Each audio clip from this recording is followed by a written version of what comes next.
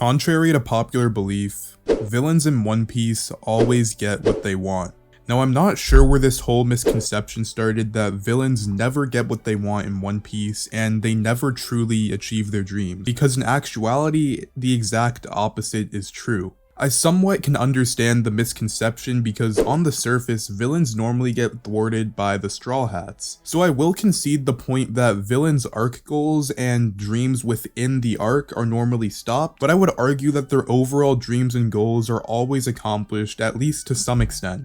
And to quickly clarify the difference between arc goals and overall dreams, I'll use Luffy as an example even though he's not a villain. So Luffy's goal at Marineford was inarguably to save Ace, and he obviously failed since Ace died. But would anyone dare say that because Luffy failed in saving Ace and failed in just this one arc, that Luffy never gets what he wants? And would anyone say that Luffy's overall dream is to save Ace? Because obviously it's not. Luffy's dream is to become the freest man in the world, the king of the pirate. And saving Ace was just his goal or objective for the Marineford saga alone.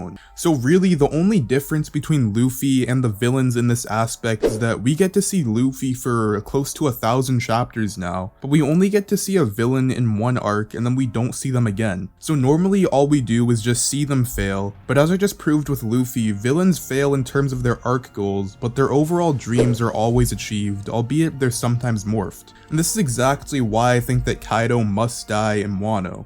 But before I get into Kaido, I'm gonna go all the way back to the start of the series to talk about Buggy in the Orangetown arc. Like a robust fighter. Looking at Buggy's portrayal in this arc, I pose the question, what did he really want?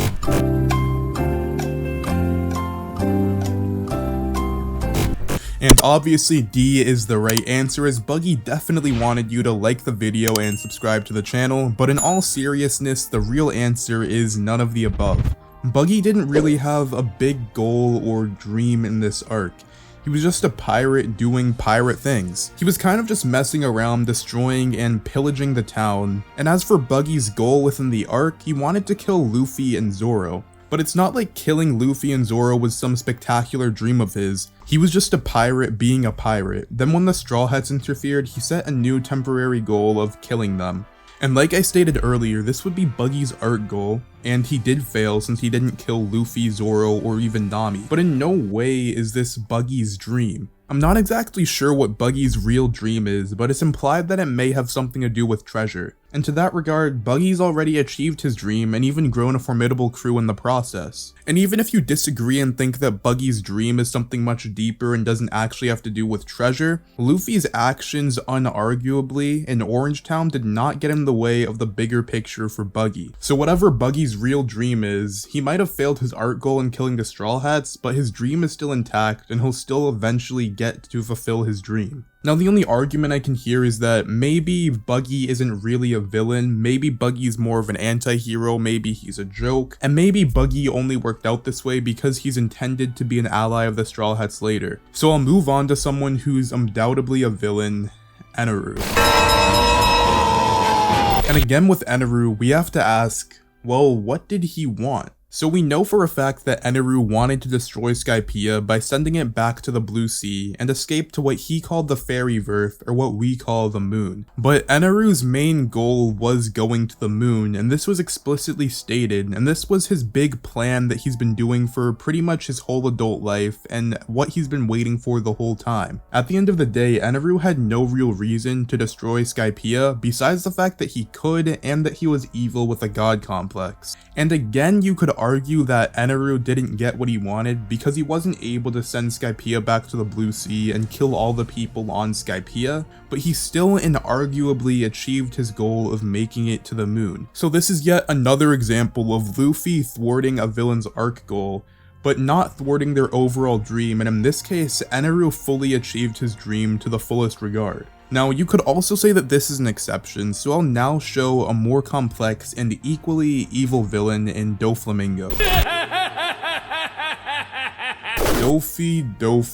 Dofi. Where to start with Don Quixote do Flamingo? So obviously Dofi had an empire in Dressrosa, and he was also working for Kaido. But was ruling over Dressrosa actually Dofi's dream? Again, that's a no. To really understand Dofi's dream, we have to go back to his childhood, and more specifically his history with the Celestial Dragon. So again, it's fairly obvious that Dofi's dream and what he really wanted was to kill the Celestial Dragons, or at least see the system being put to an end. Now, without a shadow of a doubt, I will admit that Dofi was completely defeated and suffered an ultimate loss and got everything taken away from him by the end of Dressrosa, and is now even locked up in Impel Down. But I can also guarantee that by the end of the story, the Celestial Dragons will most definitely face defeat, but Dofi could still potentially leak information and play a part in the eventual downfall of the Celestial Dragons, or maybe even the world government. So even someone like Dofi, who was completely defeated, could still achieve his real dream. And this is yet another example of a character whose real dreams get fulfilled even though their arc goals might be shattered. And really this only makes sense. If villains' arc goals always got carried out the exact way they wanted to, then we really wouldn't have a story. How anticlimactic would it be if at the end of every arc Luffy ends up losing to the villain and just kind of runs away? But now an example where just that happens, and it's Akainu and the Marines. I don't really need to go into too much detail about Marineford because we all know what happened.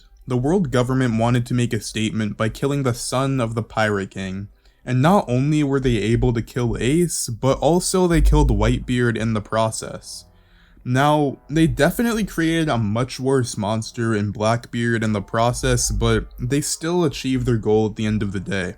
And again, Akainu was all about absolute justice, and he hates all pirates, and for the most part, to be fair, it's because most pirates are bad. But Akainu also seems to hate one group even more than that, and it's the Celestial Dragons.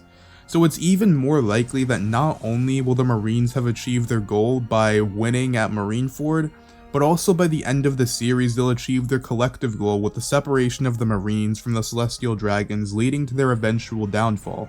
And even if you think the Marines will go down in the process, or at least be restructured significantly, this is still a great example of villains even achieving their arc goals, which people say that villains never achieve within One Piece. And now on to Whole Cake Island and Katakuri. Mama!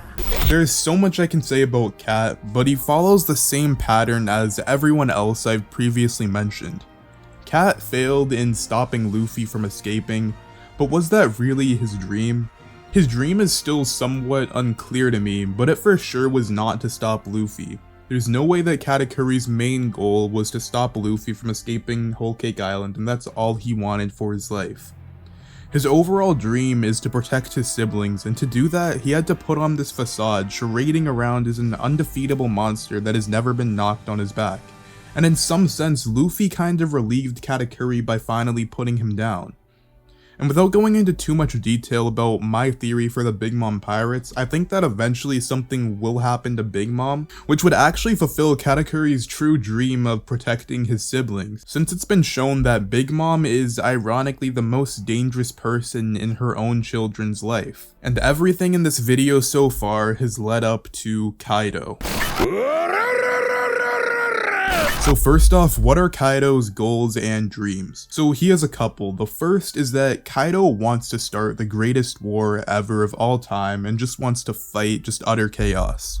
Next, he wants to turn Wano/Onigashima into a new pirate paradise. Another is that he obviously wants to keep ruling over Wano. And the final is that he wants to die an honorable death in the same vein as Whitebeard. So from what I've established, turning Wano into a pirate paradise and continuing to rule over the land are more like arc goals that the Straw Hats will easily be able to overcome. So I know for a fact that by the end of Wano, it's pretty obvious that Wano will be restored into maybe not the exact way it was, but at least Kaido will be gone, and it most definitely will not be turned into a pirate paradise. Also, the Beast Pirates will not be ruling over Wano anymore. But as of now, it seems like Kaido starting a great war, or at least dying an epic death like Whitebeard, is his real main dream. So I would propose that Kaido will actually still die in the way he wants, or maybe his dream might be warped since he's a villain and die in an unsatisfying way for him.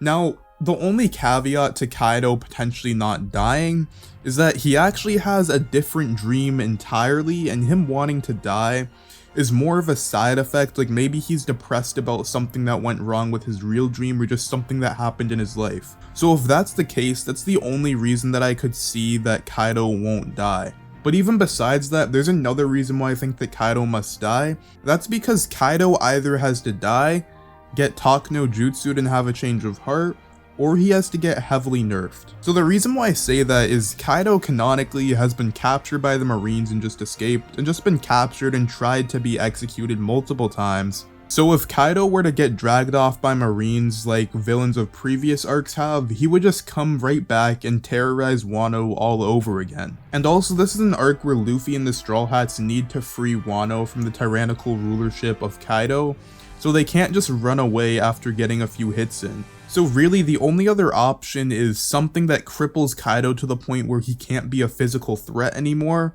or changing Kaido's heart, changing him into a good guy, or outright killing him. And for him turning into a good guy, maybe that could happen, but to me that would just feel really cheap depending on how Oda writes it. So that's why Kaido must achieve his dream, whatever it may be, even if it ends up being that dying isn't his true dream.